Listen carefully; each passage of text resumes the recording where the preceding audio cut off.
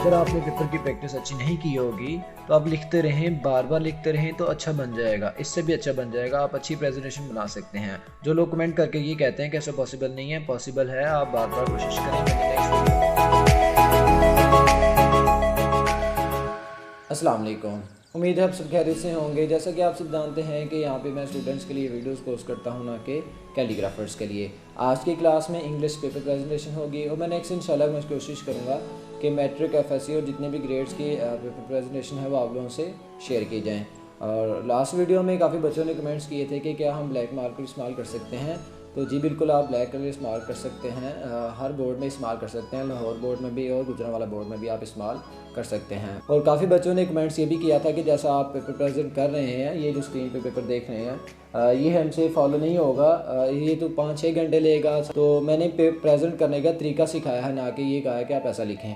तो अगर आपने ऐसा लिखना है तो आप प्रैक्टिस करें। उसके लिए राइटिंग जो है वो सीखनी है, तो उसके लिए वीडियोस भी मौजूद हैं, उनकी डिस्क्रिप्शन में लिंक भी मौजूद है।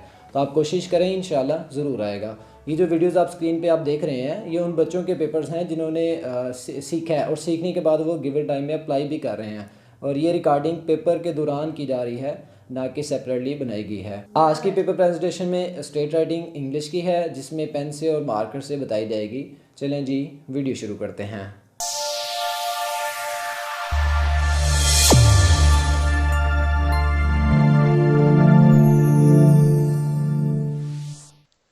ये कुछ बच्चों के पेपर प्रेजेंटेशन हैं जो कि पेपर में बैठ के लिखी हुई हैं। ये उर्दू का है। जो बच्चे कहते हैं कि हमसे वैसा नहीं लिखा जाता, तो आप देखें ये बच्चे ने लिखा हुआ है। तो ये चेक करें, हर चीज़ मार्कर से, पेन से, विद इन टाइम, जो गिवन टाइम है उसमें लिखा हुआ है। एंडिंग लाइंस नंबरिंग दी है, लाइन इस्तेमाल की हैं, ब्लैक कलर इस्तेमाल किया गया। तो ये चेक करें, हर चीज़ इसकी नीट एंड क्लीन चल रही है। कहीं पे कोई मिस्टेक या कोई मामला, तरतीब अच्छी रखें, पेपर में सफाई अच्छी रखें, राइटिंग जैसे भी हो अच्छा दिखता है पेपर। ये देखें, पेपर आप लोगों को अच्छा दिख रहा होगा, ठीक है। इसका एंड शुरू से लेके ये एंड तक जो है वो पेपर आपको तरतीब से नज़र आएगा। ब्लैक एंड ब्लू कलर ज़्यादा इस्तेमाल किए गए हैं, ये डायग्राम वगैरह हर चीज़। उसके बाद ये नेक्स्ट चेक करें, ठीक है, ईशा नदीम, ये ठीक है। एंड तक इसे आप लोगों को वैसे ही नज़र आएगा जैसे ये स्टार्ट से लिखा हुआ था। ये चेक करें। इंग्लिश की पेपर प्रेजेंटेशन हम बनाते हैं, उसमें हम प्रूफ के साथ चेक करते हैं कौन कौन सी चीज़ें हमें रिक्वायरमेंट हैं और उनको हम फॉलो करते हैं।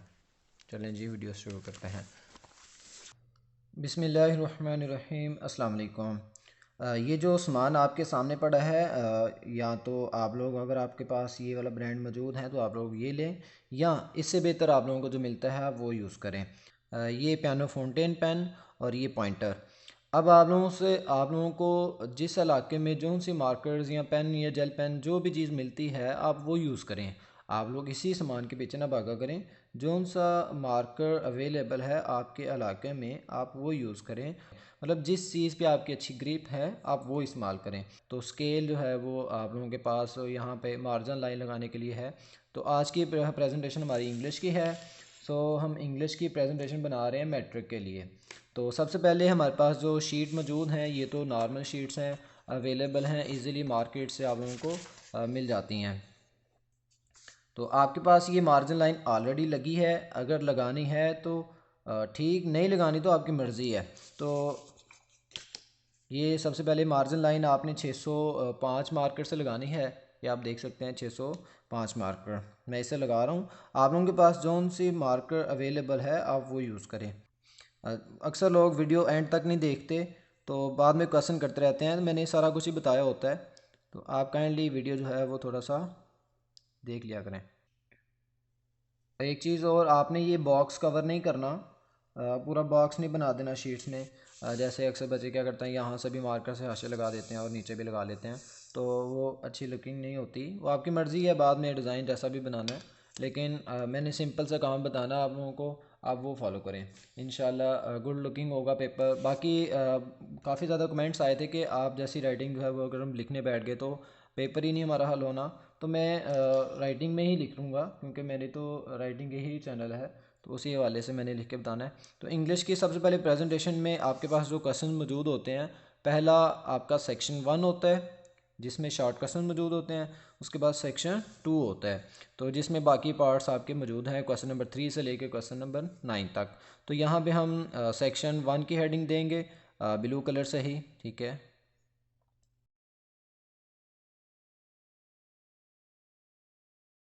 जी, सेक्शन वन में आप लोगों के पास जो क्वेश्चन नंबर 2 है वो शॉर्ट क्वेश्चन होता है। सो हम क्वेश्चन नंबर 2 की हेडिंग देते हैं कि आप लोगों के पास यहाँ पे क्वेश्चन नंबर 2 है।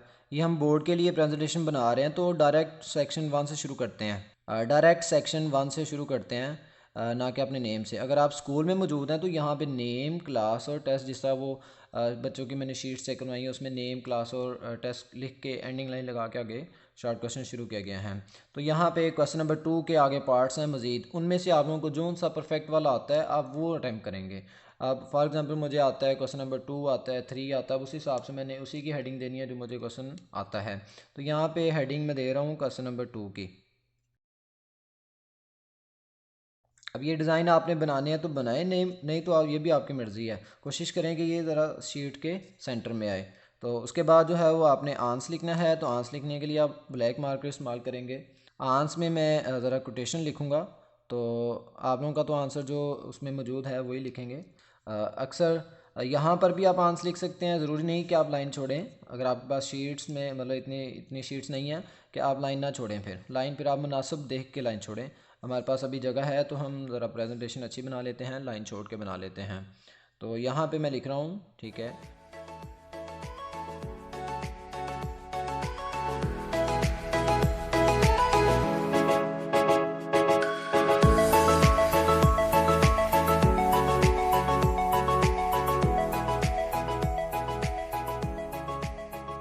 तो अब आपने यहाँ पे एंडिंग लाइन लगा लेनी है। एंडिंग लाइन के लिए आप ब्लैक कलर इस्तेमाल कर लें, ठीक है।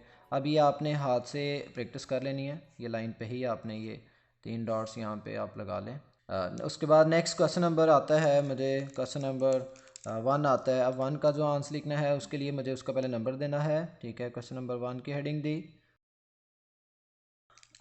इसकी आंसर की हेडिंग दें।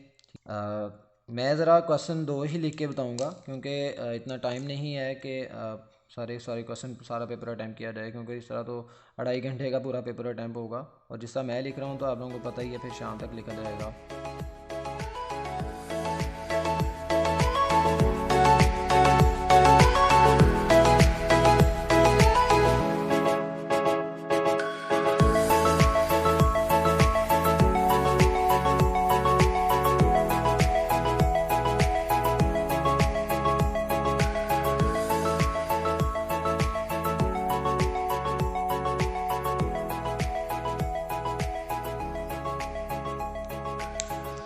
ये क्वेश्चन नंबर 2 का आंसर मुझे पहले आता था तो मैंने उसी को पहले अटैम्प्ट किया। उसके बाद जो सा आपको परफेक्ट वाला आता है आपने सबसे पहले वही देना है, क्योंकि first impression is last impression, ये हमें भी बताया जाता है। तो आपने फिर उसको फॉलो भी करना है। तो ये हाथ से ही आप लाइन लगाएंगे, प्रैक्टिस करें बार बार, इंशाल्लाह लाइन ज़रा सीधी लगना शुरू हो जाएगी। तो उसके बाद जो है वो नेक्स्ट हम सेक्शन 2 शुरू करेंगे। तो सेक्शन 2 में आपके बाकी पार्ट्स आ जाते हैं। तो यहाँ पे उसकी बाकायदा हेडिंग दें आप सेक्शन 2 की।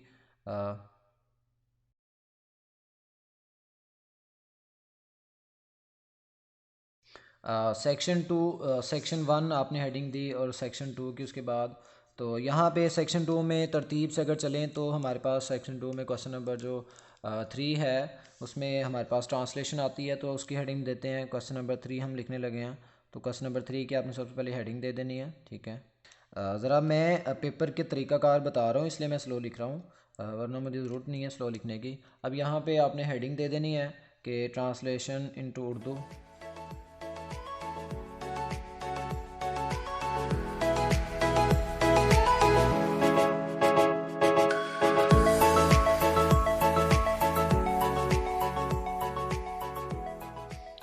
Translation in Urdu. अब यहाँ पे कुछ पैराग्राफ है वो भी मैं उर्दू में लिख देता हूँ कि उर्दू में जो है वो इसका कोई पैराग्राफ अगर लिखना हो तो हमें क्या लिखना चाहिए, ठीक है। ज़रा इसको देख लें। पैराग्राफ नंबर 1, ये मैंने पैराग्राफ लिखा है। तो ऐसे ही पैराग्राफ 3 होते हैं, उनमें से आपने 2 अटैम्प्ट करने हैं ए और बी पार्ट के हवाले से। तो नेक्स्ट पैराग्राफ में मैं लिख देता हूँ, ये आपने ए पार्ट दे देना और ये बी का जो है वो जो सा आपके पास मौजूद होगा।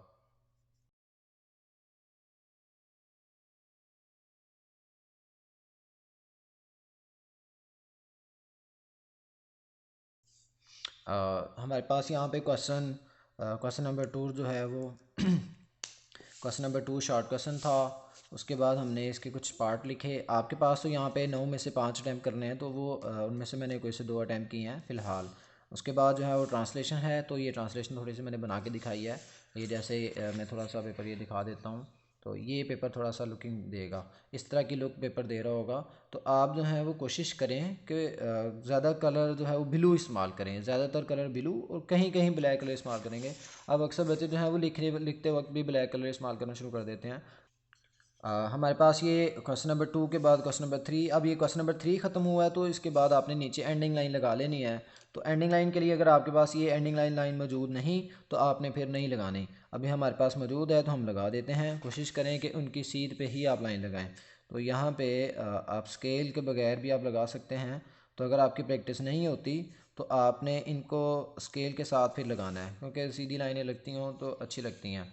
उसके बाद क्वेश्चन नंबर हम 4 करते हैं, थोड़ा सा 4 की हेडिंग वगैरह देते हैं और उसको ज़रा अटैम्प्ट करते हैं। तो ये शीट थोड़ी सी मैं टर्न आउट कर लूँ, ठीक है।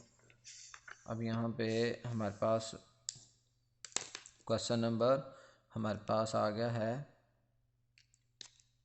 4 हमारे पास समरी है। तो क्वेश्चन नंबर 4 की हेडिंग दे देते हैं, डैफोडिल्स की हेडिंग दी, उसके बाद थोड़ी सी नीचे समरी भी लिख देते हैं। आपको पता है कोई पैराग्राफ शुरू करें तो उसके तकरीबन समझ लें कि यहाँ से या इसकी हेडिंग के यहाँ से शुरू करते हैं। तो मैं ज़रा मिड से शुरू कर रहा हूँ, यहाँ से।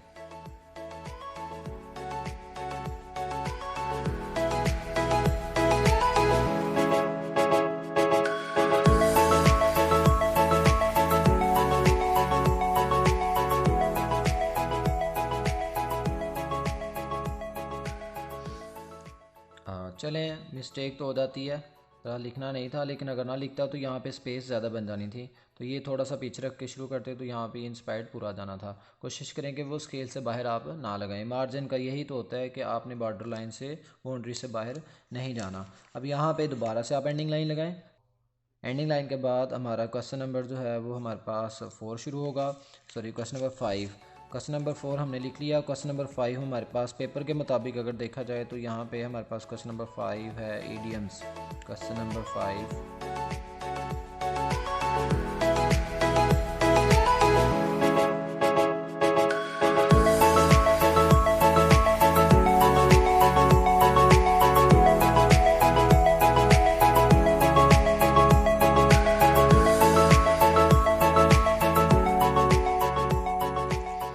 उसके बाद हमारे पास ये ईडियम्स हैं जितने भी आपके पास मौजूद हैं, जितने आपने अटैम्प्ट करने हैं, तो उसी से उनको लिखें।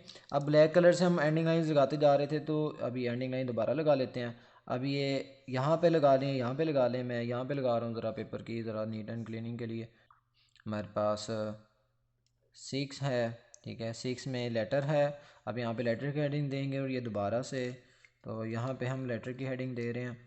तो लेटर जितना भी आपने लिखना है उसकी हेडिंग आपने दे देनी है। क्वेश्चन नंबर 7 में आपके पास यहाँ पे 9th क्लास में तो पैराग्राफ है और उसके बाद 8 है ट्रांसलेशन इनटू उर्दू जो भी है। इसका मतलब हमारे पास कोई भी क्वेश्चन ख़त्म हो, चाहे वो एक मेन क्वेश्चन ख़त्म हो, चाहे वो एक शॉर्ट क्वेश्चन ही क्यों ना ख़त्म हो, वो उसके बाद आप एंडिंग लाइन ज़रूर लगाएंगे। अब जैसे ये शॉर्ट क्वेश्चन ख़त्म हुआ तो उसके बाद हमने एंडिंग लाइन लगाई।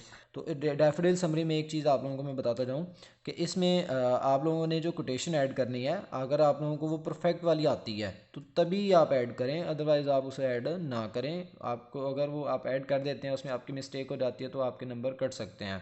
तो अगर आपने ऐड नहीं की, बाय द वे आपने सारी अच्छी लिखी है, तो आपको 5 नंबर मिलेंगे। ऐसा नहीं है कि आपको 5 नंबर नहीं मिलेंगे। अच्छा इंप्रेशन होता है, लेकिन कोटेशन तब लिखें जब आपको परफेक्टली आती है। पेपर में मिस्टेक ना आने दें, किसी भी जगह पे आप चेकर को जो है वो ये सर्कल जो है वो ये ना लगने दें। पूरे ध्यान से पेपर करें, सफाई के साथ करें, राइटिंग जैसी भी हो वैसा लिखने की कोशिश करें। मतलब राइटिंग, अब देखें अगर आपको वैसी राइटिंग बनानी है तो आप इसको सीखें या इसको इससे भी अच्छा लिखने की कोशिश करें। अब मैंने ज़रा सीखी है तो ज़ाहिर है मैं भी वैसे बनाने की कोशिश कर रहा हूँ, तो आप लोगों को भी कोशिश करनी चाहिए, इंशाल्लाह ज़रूर आ जाएगा। राइटिंग जैसी भी हो। प्रेजेंटेशन देखें, प्रेजेंटेशन आप, मैं ज़रा पेपर आपके सामने ऐसे रख देता हूँ, ठीक है। अब आप प्रेजेंटेशन देखें, ठीक है। प्रेजेंटेशन गुड लुकिंग होगी तो तभी आपका पेपर जो है वो अट्रैक्टिव होगा। अगर आपने पेपर की प्रैक्टिस नहीं अच्छी की होगी, आप लिखते रहें, बार बार लिखते रहें, तभी जाके आपकी प्रैक्टिस स्पीड से बनेगी। ये जो कमेंट्स करके कह रहे हैं कि ऐसा नहीं लिखा जाता, पॉसिबल नहीं है। तो पॉसिबल है, मैंने आप लोगों को लिखा हुआ बच्चों का चेक भी करवाया है, बच्चे लिखते हैं, आप भी लिखें। इसके लिए प्रैक्टिस है, और ये कोई दिनों की महीनों की प्रैक्टिस नहीं है, ये सालों की प्रैक्टिस होती है। आप अच्छी से प्रैक्टिस करें, इंशाल्लाह ज़रूर आएगा। और इसको बार बार प्रेजेंट करें, बार बार प्रेजेंट करें, बार बार प्रेजेंट, समझ लें कि अपनी आदत बनाएं। जब ये आपकी आदत से बन जाएगी तो आपका पेपर जो है वो गुड लुकिंग होगा, दूसरों से डिफरेंट होगा। तो आप दूसरों से डिफरेंट रहें। मैं इस पेपर में फाउंटेन पेन इस्तेमाल किया है, तो आप भी जो है वो कोशिश करें कि पेन इस्तेमाल करें, क्योंकि पेन के साथ पेज की ग्रिप बहुत ज़बरदस्त बनती है, अच्छा लिखा जाता है, स्पीड से लिखा जाता है। अगर आप पेंसिल इस्तेमाल करते हैं तो पेंसिल से स्लिप हो जाता है। अगर आप लोगों को वीडियो अच्छी लगी है तो अपने जो स्टूडेंट्स हैं भाइयों दोस्तों से लाजमी शेयर करें, ताकि उनकी भी रहनुमाई हो सके। ये थी हमारी आज की प्रेजेंटेशन। इसमें जोन सा पेपर क्वेश्चन आप लोगों को ठीक से आता है वो आप शुरू करें। जैसे सेक्शन 2 आप पहले करना चाह रहे हैं वो करें, सेक्शन 1 पहले बाद में करना चाह रहे हैं तो आपकी मर्ज़ी है। जितनी प्रैक्टिस करेंगे उतना परफेक्टली लिखा जाएगा। अदरवाइज़ आप लोग इसकी प्रैक्टिस नहीं करेंगे तो आपके ऐसा बनेगा भी नहीं। तो सफाई रखें, कटिंग ना करें, रिमूवर ना इस्तेमाल करें, वाइटनर ना इस्तेमाल करें। पेपर जो है वो बहुत ज़बरदस्त बनेगा, गुड लुकिंग देगा और अट्रैक्टिव भी होगा। और इसीलिए आप लोगों का जो बच्चे अक्सर अक्सर लोगों ने कमेंट भी किया है कि राइटिंग नॉट मैटर, तो मैं भी कह रहा हूँ नॉट मैटर, बस आपका लिखा होना चाहिए। अब ये नहीं कि आपको राइटिंग आती हो तो आप जो है वो सारा का सारा पेपर लिखाएँ, ठीक है, खाली छोड़ाएँ। आपको राइटिंग आती है तो इसलिए आप छोड़ रहे हैं प्यारा सा बना के। तो आज के लिए इतना ही। आप लोग, अल्लाह पाक आप लोगों को कामयाब करे, आप लोग बस मेहनत जारी रखें, और जो काम आप लोगों से नहीं हो रहा उसके लिए करते रहें, उसको करते रहें, फिर ही जाके ये चीज़ें पॉसिबल होती हैं। तो अल्लाह पाक आप लोगों को अपने हिफ्ज़ ईमान में रखे। पाकिस्तान जिंदाबाद। अल्लाह हाफिज़। शुक्र हमदर्द।